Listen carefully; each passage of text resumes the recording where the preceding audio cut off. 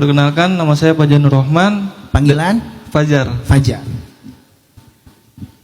Dan saya mau tanya Ustadz, saya kan nanti habis Idul Fitri insya Allah mau melamar seseorang Ustadz. Siapa tuh? Ada. Ada. Dan saya kenal hampir 3 tahunan Ustadz. Akan tetapi saya butuh waktu untuk lanjut ke akad nikahnya. Dan keluarga dari wanita tersebut ngasih waktu untuk yang saya mampu. Dan saya juga anak pertama dari 5 saudara Ustadz. Dan keluarga saya juga udah setuju sama wanita tersebut. Akan tetapi saya bingung Ustadz. Saya juga di sisi lain ingin membantu perekonomian keluarga. Dan saya juga tidak ingin kehilangannya Ustadz. Terus saya bertanya, apakah boleh Ustadz akan nikah ditunda dulu untuk membantu perekonomian keluarga, baru saya fokus ke wanita tersebut? Iyakunu fuqara'a yughnihimullahu min fadlih wallahu wasi'un alim. Nanti Fajar baca surat An-Nur ayat 32. Kalau mereka fakir, gak punya apa-apa untuk menikah, yughnihimullah, Allah yang akan mencukupkan kebutuhan mereka min fadlih, dari karunia Allah. Innallaha wallahu wasi'un alim, dan Allah itu maha luas dan maha mengetahui. Arti maha luas rahmatnya, kekuasaannya, kekayaannya, dan maha mengetahui kondisi hambanya. Sehingga ayat ini menjadi sebuah pegangan buat Fajar. Saya dulu ketika saya anak pertama juga, saya punya tanggungan, apalagi ketika saya kuliah sambil nyekolahin adik, kemudian ibu saya meninggal dalam musibah tsunami di Aceh. Adik-adik masih sekolah dan saya harus menafkahi mereka. Tapi ketika saya ada niat untuk menikah, walaupun saya waktu itu juga dalam kondisi yang belum mapan juga, belum stabil juga ekonominya, bahkan pertama menikah itu masih minjam uang buat bayar mahar gitu kan. Tapi saya yakin kok dengan ayat ini. Buktinya apa? Begitu menikah, Allah kayak ngasih rezeki itu min haitsu la yahtasib, nggak terduga-duga tuh. Ada aja jalannya. Yang pertama, waktu setelah menikah di Mesir saya ikut audisi Al-Quran. Nama acaranya Mizmar min Mazamiri Ali Daud, seruling keluarga Daud. Nama acaranya di TV Iqra TV sama Fajar TV di Mesir.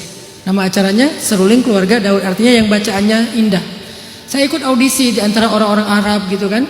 Dari sekian ratus peserta, alhamdulillah masuk 10 besar.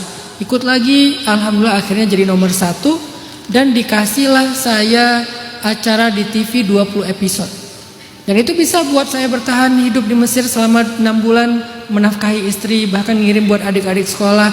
Setelah itu Allah kasih lagi rezeki, ada dengan usaha jual bakso, dengan segala macam usaha lah. Travel, bla bla bla. Saya pernah jadi kuli travel juga. Waktu musim haji saya jadi kuli travel Singapura. Jamaah haji dari Singapura datang, saya ngangkut koper mereka ke lantai 10, nggak boleh pakai lift karena lift buat jamaah yang buat kuli mah pakai tangga gitu. Ya kerja aja. Tapi ada terus rezeki yang Allah berikan. Sampai kemudian pulang ke Indonesia, pulang ke Jawa, tinggal di Bandung, Allah mudahkan, kayak nggak ada habis-habisnya gitu. Sehingga ayat ini saya yakin betul, bukan karena saya baca tapi saya ngalamin. Semoga ini bisa jadi ayat pegangan juga buat Fajar ya. Jadi kalau kamu fakir, nggak punya apa-apa, kata Allah, yughnihimullah, Allah yang akan mencukupkan min fadlih, dari anugerahnya. Pegang itu Fajar. Jadi jangan sampai Fajar ngerasa kayak Fajar lebih ngerti bagaimana cara mengurus orang-orang ini. Allah yang akan mengurus mereka. Yang penting Fajar jangan berhenti berikhtiar, berusaha semaksimal mungkin. Kenapa? Karena ibadah itu pernikahan itu ibadah terbaik. Lagi pula yang bertambah itu bukan cuma beban, tapi doa. Setelah Fajar menikah, yang mendoakan Fajar bukan lagi keluarga aja, tapi istri. Dan doa istri kadang-kadang lebih mujarab daripada doa kita sendiri. Ini angle-nya cowok ya. Bagi saya, yang bikin saya mudah dalam pekerjaan itu kadang bukan ikhtiar saya, bukan doa saya. Mungkin doa istri saya diam-diam di malam hari dia tahajud. Laki-laki itu kan nggak sesoleh perempuan. Biasanya yang rajin ibadah itu perempuan. Laki-laki yang berjuangnya, perempuan yang mendoakannya. Walaupun kita tetap menjalankan ibadah, terutama yang wajib-wajib.